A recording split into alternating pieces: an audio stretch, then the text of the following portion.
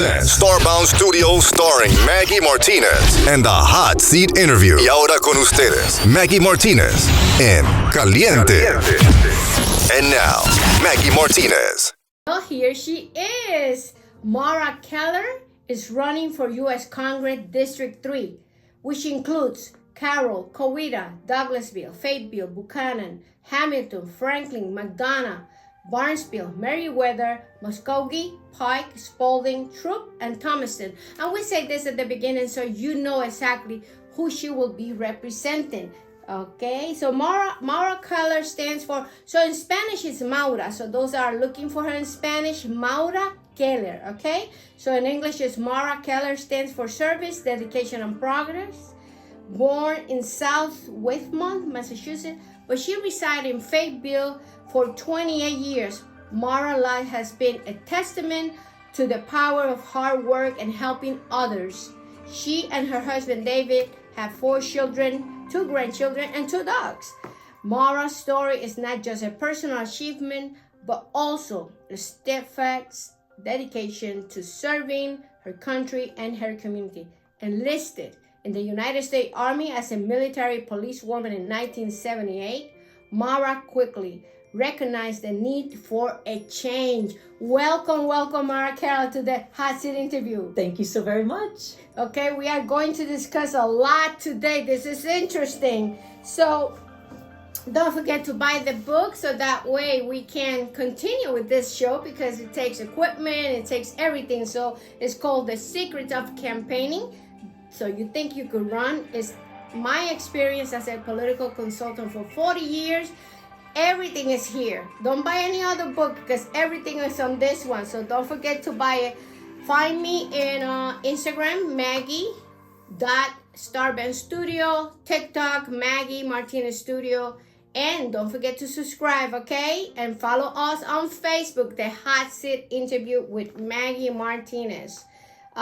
Certainly, Maura, the responsibilities and duty of a member of Congress is to include representation, legislation, and constituents, services, and communication for the people that you will be representing.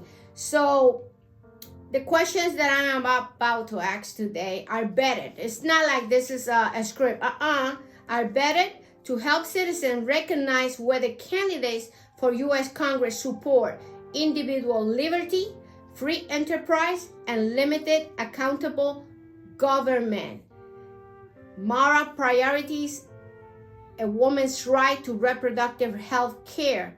Women should be able to make their own choice without fear and shame of political reprisals. So we don't need politicians with the doctors in our office. So what do you see the futures of women's rights?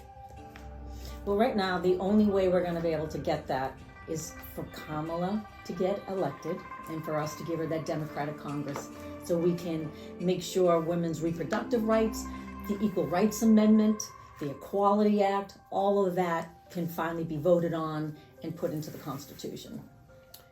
Now, it's important that you look at her website, okay? What is the website, Maura? MauraKeller.com. Okay, so don't forget to visit and know more about her issue. She has an outstanding website which includes everything that we need in order to make this nation better. Well, veterans, you know, she's a retired veteran, so we have almost a million veterans in Georgia. Correct. Wow, my goodness, that live in Georgia, that are retired. And these are data from October 2023.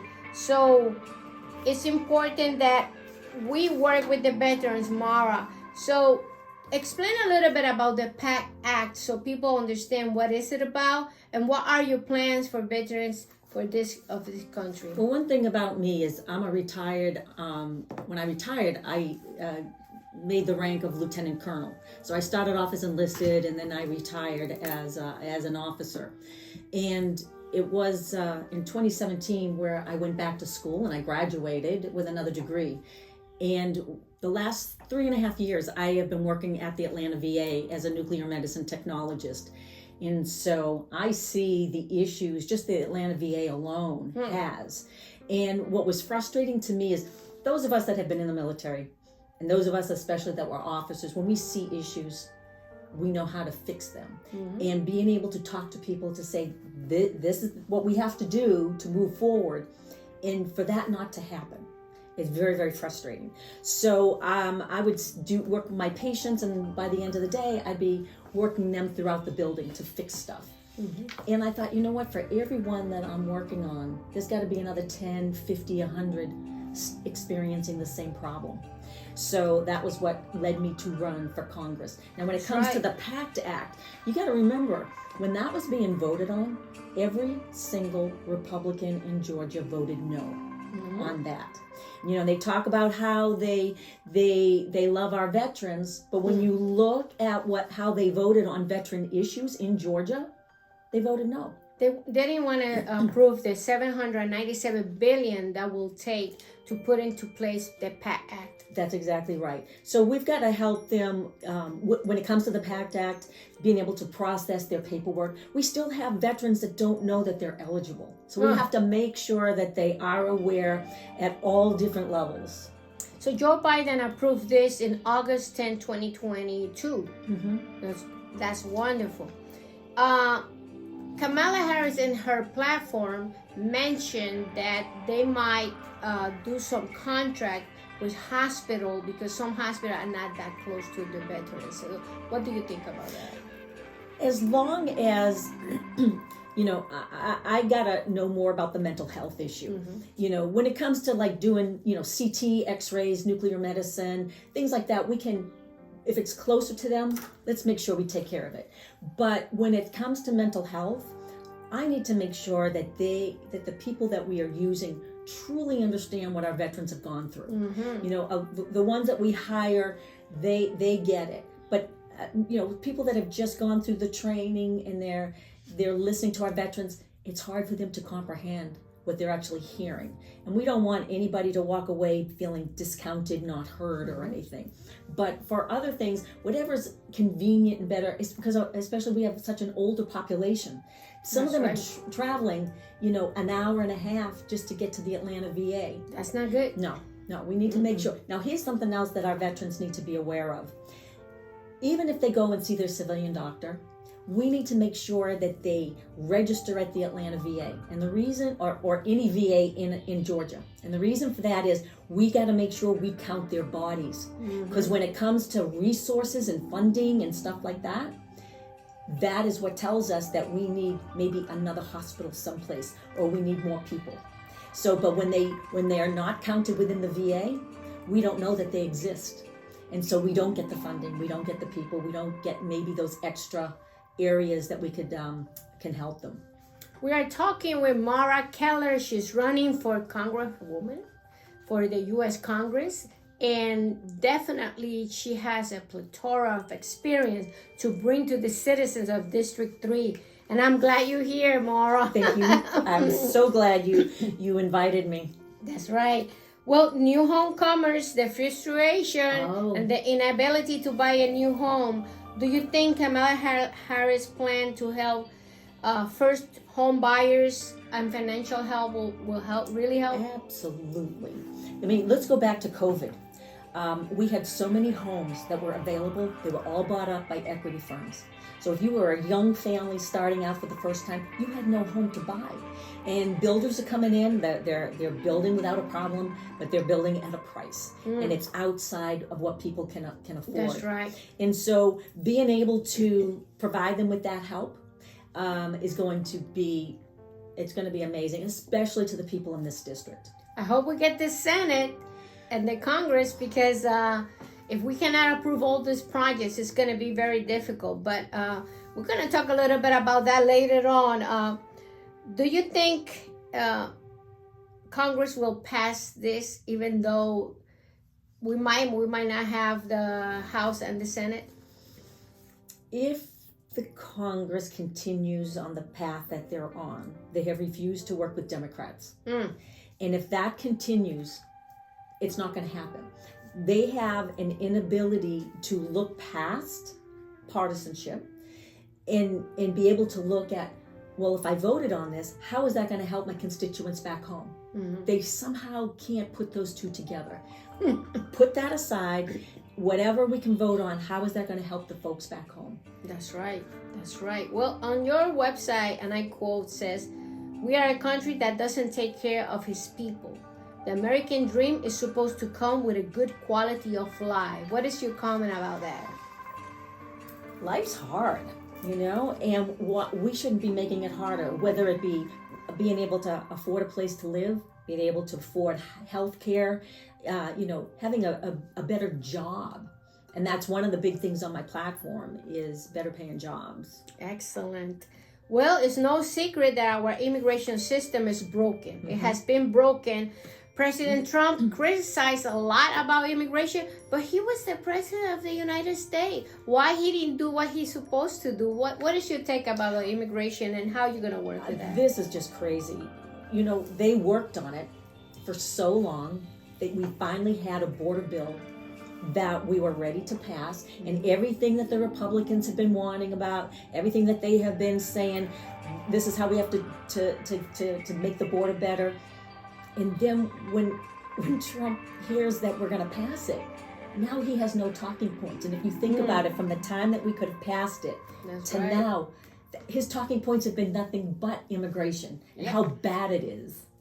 So yes, when we get to Congress, we've got to pass that. Is it the best bill? We can't say that's the best bill, but it's better than what we've had in decades. That's right. And it's something for us to build on. And it was presented by a Republican. Absolutely. So I don't know why he decided to do that. Certainly he needed his talking points. That's right. That's all it was. But he didn't, well, this is like the Kobe when he said to get Clorox. Oh, Oh my God. Okay. Well, let's talk a little bit about safety. Okay. Common sense legislation have a huge impact on public safety and help prevent the horrific shootings that have become a commonplace in our country. What policy or strategy do you support to address gun violence in our communities, and how can we strike a balance between the Second Amendment rights? Because we're not saying that we're going to take that right away. We're just saying that we have to do something about it. And when it comes to that, I am pro Second Amendment. Being in the military, we know how to use guns, and but here in Georgia, we rank 46th in the nation when it comes to gun safety. We have pretty much taken away every safety measure, and we have not implemented them. And then we rank number 2 in the nation for having guns being stolen out of cars. Oh my God. So we have, like I say, I'm pro Second Amendment, but I'm against gun irresponsibility. And so we can come up with common sense legislation without affecting people's Second Amendment. That's right. And certainly the background check is important. It is. And, I belong with Moms Demand Action. We want to ensure that our children, when they go to school, that they're going to come home safe. That the people that are the teachers are going to come home safe. Or even just people in the regular workforce. You just never know. A disgruntled employee just might decide today's it. But we have to make sure, we have the mental health checks, that we do the background checks to make sure that the guns don't go into the wrong hands. And also the parents needs to be accountable. I am 100% behind that. Yep. Parents are responsible. They're responsible because you have a gun. It's a procedure and a protocol to have it at home. So no child should bring a gun to school. And let me tell you something. I walked with Moms Demand Action at the Capitol building here in Georgia. And one of the things we wanted to talk to was to make it in the law that we have gun storage laws. And we wanted to give them a rebate for being able to have that, to be able to purchase that. And we had some of the Georgia Republican legislatures say, well, that should be just common sense. Oh my God. And I thought, well, why did we have to have coffee cups say, be careful, the coffee in here is hot. It's hot. So we might have to say that, hey, we've got to be able to have a requirement to store your weapon. That's right. Well, talking about health, only 16.7% of the population in Georgia has no health insurance. That's not a good thing. No. And we know Governor Kemp, for I don't know what reason, refused to receive more federal funds to expand the program. So what are your plans to expand the Georgia Universal Care, which we call Obamacare? And we know for a fact that the Republicans want to repeal it, and they have no plan to replace it. And we can't take for the people that are on it, what are they going to do now? We got to make sure that that's taken care of. We've got to expand it. We've got to find a way also, get Medicaid in, expand Medicare for our older folks, and do something about the co-payments, because the co-payments are going so high. And when it comes to something like that, we have doctors that are not taking patients because they can only take so many people on Medicaid, certain programs. So we got to make sure everybody has access. Now, Georgia ranks extremely low when it comes to healthcare, and we've got to fix that. And I want to go back a little bit to when we were talking about women's reproductive health. Do you know, out of the 15 counties I'm responsible for, 6 of them do not have OBGYN. No. Don't have it. So that means women who are pregnant must go maybe to another county in order to get the health. And what about just a regular woman that needs to have her yearly exam? She needs to go to another county to go get her annual pap smear, let's say. Now, we have doctors that do not want to come to Georgia to open up an OBGYN because of the heartbeat bill. They don't want to know that they can go to jail, lose their license, pay heavy fines. Insurance. Oh my gosh, if you see what their insurance rate is, it's astronomical. Yep. And that's why you pay. And the last thing is, I've met a lot of people as I'm out there knocking on doors, and they talk to me about their prescription drugs. I have a couple of people that were telling me, one told me about it cost him $15,000 a month. Another one told me hers is $30,000 a month. But if she goes out of the country, because she's Indian, if she goes, she can get it pennies on the dollar. But right now she's getting a coupon. And I said, well, what happens if your coupon is gone? She goes, I don't know what I'm going to do. So nobody should have to decide, do I eat today or take my medications, or do I pay my rent or visit my doctor? We've got to make sure everybody has access to health care. People need to understand that government is there to help you, to help your family, to help the community. People, you don't own anything to government. They own you, and the elected officials that are there, and they get elected, they're there to work for you. As simple as that. And sometimes we have the notion that it's the other way around. I don't know why. Well, this is something that we need to talk about. This is like the hot seat question that I always make. How do you see Kamala's campaign and where it's headed? Are we winning? And why Georgia is not responding the way we would like to?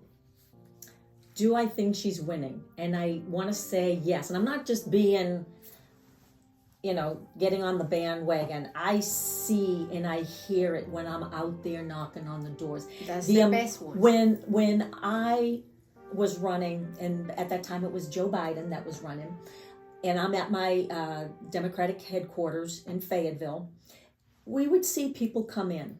But when it changed over to Kamala, my gosh, the people that are coming in to this day, last night, our place was jam-packed. Wow. We have people going out canvassing starting at 9 o'clock in the morning, and the last group was going out at 4 o'clock last night. They would go out, canvass for 2 hours, come back, and they're like, give me another list. We're going back out. And it is just amazing. And we thought, let's just see how she does at the debate, and I thought she crushed it. And it's like, well, the momentum's up, but can we keep it? And then we saw the Waltz debate, and he did a great job, and that momentum has kept. And with her coming to the various rallies, the message is positive. And that's where I think people are ready to move on. We're tired of hearing the same old doom and gloom. We are the United States of America. Countries look at us and they want to be like us. And you've got Trump out there saying we are the worst. We are garbage. We have criminals running the place. And that is not a true statement.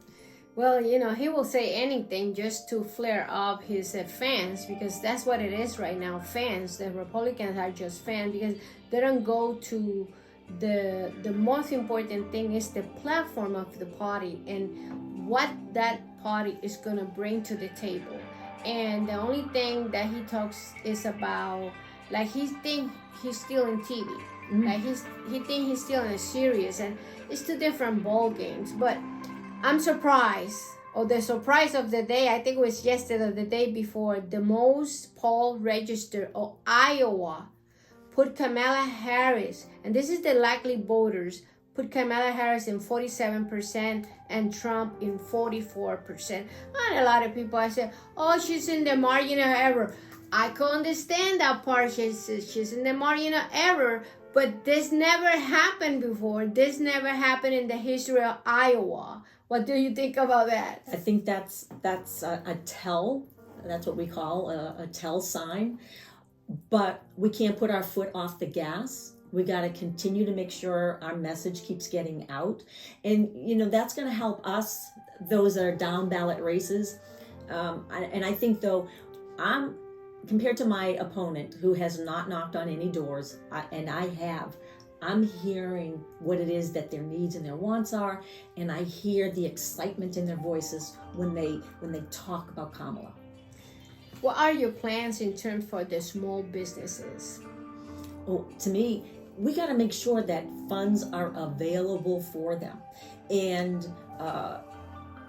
one of the things that we still have prejudice, we still have biases, we still have racism, and we got to make sure that everybody has an equal shot at being able to get the loans that they need. And with Kamala wanting to give small businesses the loans to be able to make them successful, because small companies, businesses in our community, they are the backbones of the community. That's right. And we have got to make sure that we are helping them so they can thrive. Mm-hmm. I have been in this business since 2016, and we suffer a lot. And during COVID, forget it. But I cannot complain.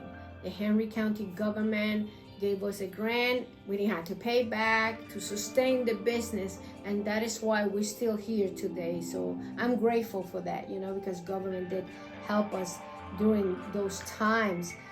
Look at that camera and tell the citizens of U.S. Congress District 3 why they should vote for you. Right there. Okay, so I am someone that is no nonsense. When I was in the military, my Vietnam veterans, took me under their wing when I was a young lieutenant. And they said, we're going to give you 2 bits of information. One is never forget where you came from. You remember what it was like when you were enlisted, when you were the lone man, and you know how you were treated. And the second bit is always remember that the decisions you make and you don't make are going to affect that soldier in the field. And that has been something that I have kept as my North Star. And no matter what I've done, I've made sure I put it through that lens to make sure what I'm about to say or do, how is that going to affect people? During my time in the military, I was the recipient of the General Douglas MacArthur Leadership Award. And that's given to a select group of captains by the MacArthur Foundation. Those of us that have done things in our career, in our civilian communities, as well as in the military, that emulate duty, honor, and country. And that to me is extremely important. So I am somebody that is country over party. I am all about the people of this district. I know what selfless service is all about. I understand how to govern, how to serve, and how to lead. And that is what I want to bring to this district. My opponent, I'm just going to sum it up really easy. If you go and you go look him up, anything and everything that he talks about is only about one person, and that is Donald Trump, and how they have to make sure that they give him that America First agenda and America First Congress. And if you're not sure what that is, I need you to look it up. Now, we've all heard about Project 2025, and I go out and I speak about that a lot. And we've already seen that parts of Project 2025 has already been enacted. So, okay, let's just say they keep on distancing themselves from it. But the America First agenda is just a prettier version of Project 2025. So that's only going to take care of a select few. I, on the other hand, am caring about everybody within this district. He has not gone out to find the wants and the needs of the people in this district because he's only caring about one person. I have been listening about you, and you are going to be my main priority when I get to Washington. So where can people reach you? What's your social handles and website? I'm on pretty much everything from Reddit to TikTok to Instagram. You can find me either at maurakeller.com or Get More with Maura. And you'll be able, I try to keep everybody updated. And the other thing is, if you have any questions, I've had a lot of people send me questions. So go to maurakeller.com. And if you need me to know something, please send it to me, because I'm very good at getting back to you, and because I want to have these conversations. Right now, I've got 5 3.5-inch binders that I have put together during this whole entire run. And what they are issues that people have told me about. And if I didn't understand an issue, I looked it up. And so I've got all the background data.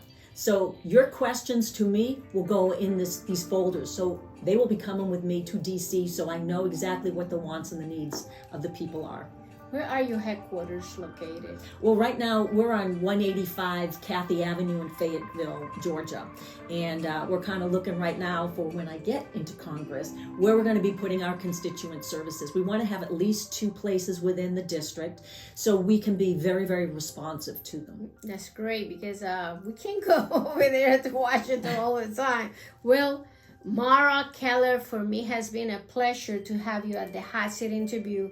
As you seen, we only bring the best of the best, and we only bring the winners that will work for you and your family to improve the quality of life of all the citizens of District 3. Thank you for coming. Thank you. And if I can just say one last thing, please.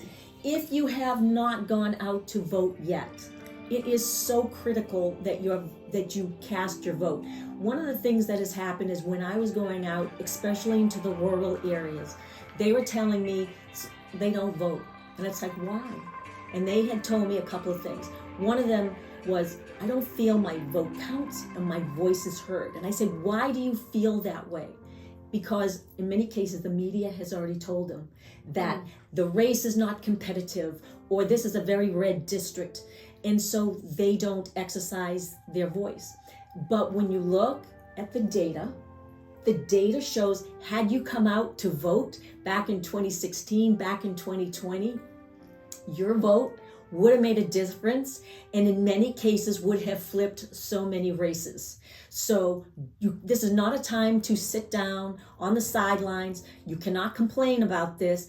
When we say democracy, it sounds so cliche that democracy is at stake, but it truly is. Everybody's rights are on the line. And if there's someone that you love that is different color, different religion, different sexuality, all of that is on the line. So we want to make sure we protect ourselves, we protect our families, we protect our friends.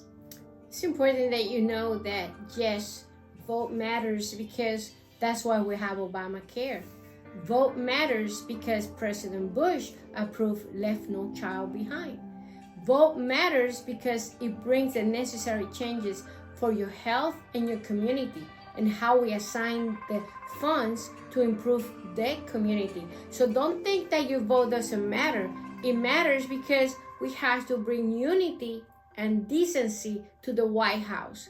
We need a candidate that can really unite this country and make sure that, in this case, Maura Keller and Kamala Harris work for you and your community. Thank you for coming. Well, thank you very, very much. I appreciate it. Well, this is Maggie Martinez, the Hot Seat interview.